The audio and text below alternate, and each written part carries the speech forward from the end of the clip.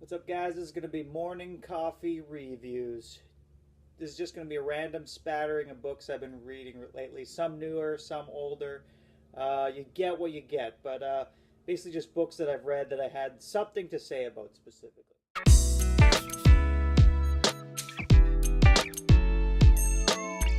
Starting up, we're going to go with Swamp Thing number 53. This is an Alan Moore book. Swamp Thing takes over Gotham City. They've taken Abigail Arcane into prison to charge her because she's has had indecent acts with something that's not human is sort of the charge they're placing on her. And so Swamp Thing decides to walk in, slowly start to take over Gotham, and just cause a general ruckus as Batman sort of stands by hopelessly, trying to defend his city, trying to do what's right. Really great story. Always awesome when Swamp Thing crosses over with some of the more major superheroes because it just doesn't seem to happen that often. And he really is like powerful, possibly the most powerful in the DC universe. Is he more powerful than Superman?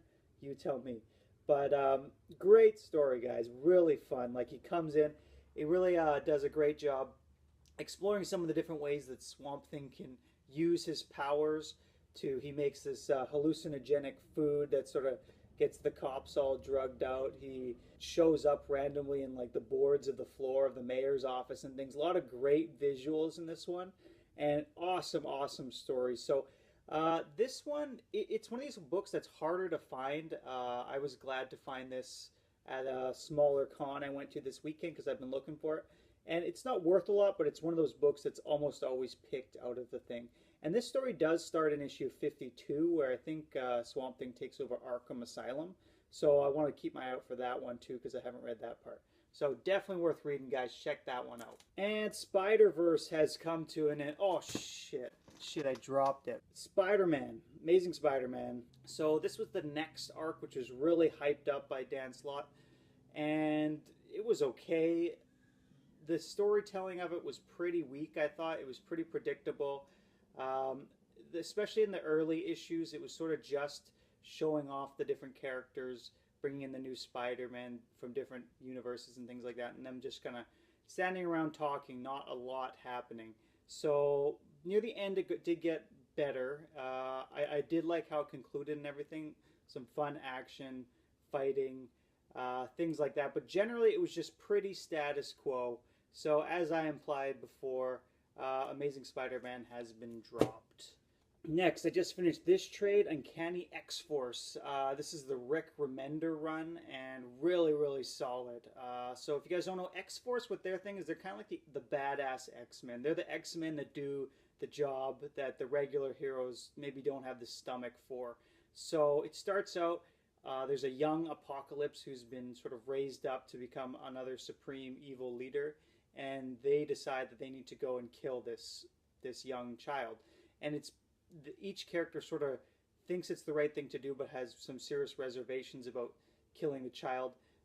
And it's kind of, they're not sure if they'll be able to pull it off when they actually get down to it. So some great matchups. You got Archangel, Psylocke, Wolverine, Fantomex, and Deadpool.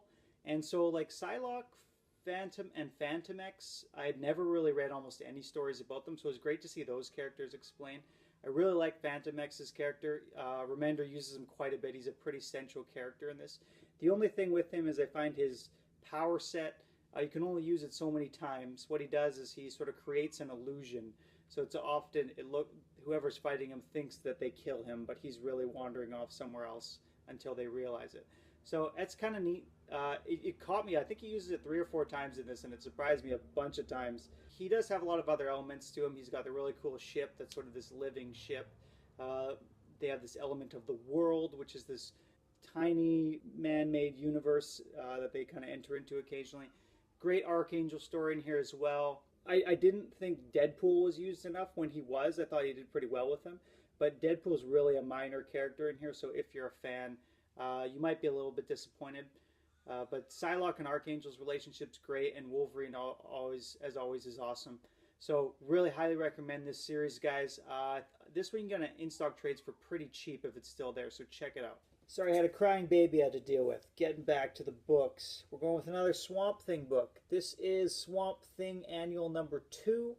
And this is sort of the first step that led to the Justice League Dark. So you can see on this all the different characters. You got Phantom Stranger, Dead Man, the Demon, what's his face, the Spectre, along with Swamp Thing.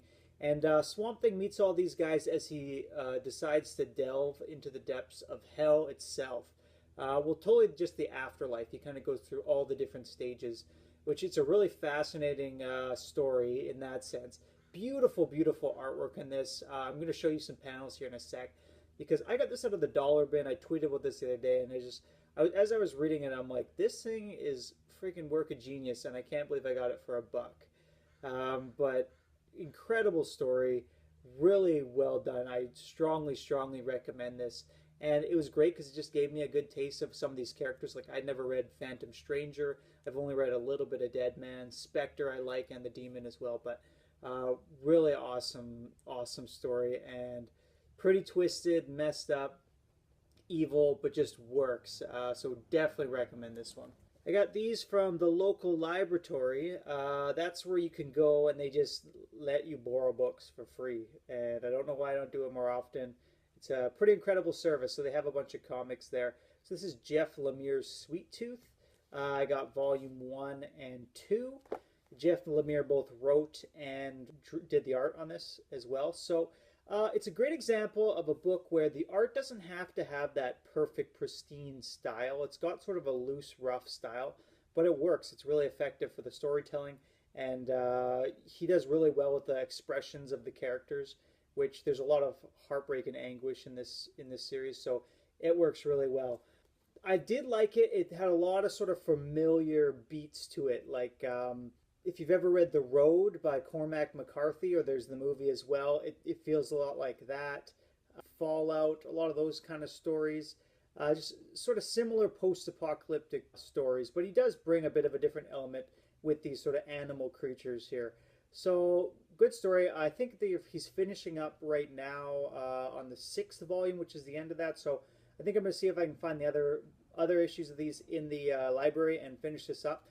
Because it's a good story. Basically, it's about this kid who's raised by his hyper-religious father, hidden in the woods. And his father's sort of just trying to protect him by keeping him completely isolated. His father sort of dies, and he decides to venture out on his own and see sort of how messed up this post-apocalyptic world is. Even though he's just sort of a normal kid, besides the antlers, everybody wants him, wants to hurt him. And it's a very broken world, and he's sort of trying to deal with that and know who to trust and how to live a normal life. I think the title is Sweet Tooth because the boy is just so innocent, and he's brought into like the most heinous world you can imagine. Sort of feels like Pinocchio sort of escaping that world and trying to see who he is, become a real boy. Really great story, though. Definitely going to check out the rest of these. And I think that's going to be it, guys. But I got a haul video from a local smaller con. My man Dark Nate had gone the other day. What he picked up from the con, and it got me really wanting to go. So I went to a different small one in my own town and picked up some really great stuff. So here's a couple things I got. I will be doing a haul video and showing those off soon.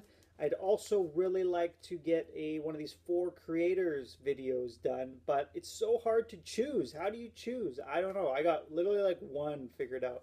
So I'm hopefully going to get that done and get that up too. So that's it for today, guys. Thanks for sharing coffee with me, and we'll catch you later.